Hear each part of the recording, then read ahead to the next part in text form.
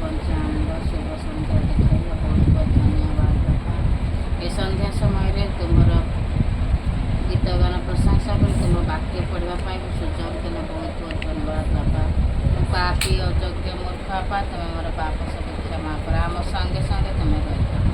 जहाँ कि आम जोसेफ विषय आम पाठ कलु बापा से ही विषय जमी आम मन रखिपर बुझीपर बुझी पारू से तुम्हें आशीर्वाद कर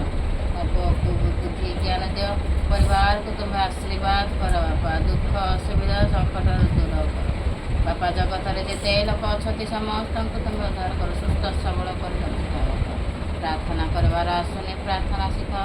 बापा जिते लोक असुस्थ अवस्था पीड़ित अवस्था अच्छा असुविधा अवस्था से तुम्हें साहाय्य कर सहाय हो संगे संगे तुम्हें मो घर चारिपटे दूत छाणी कर रखि था बापा आम संग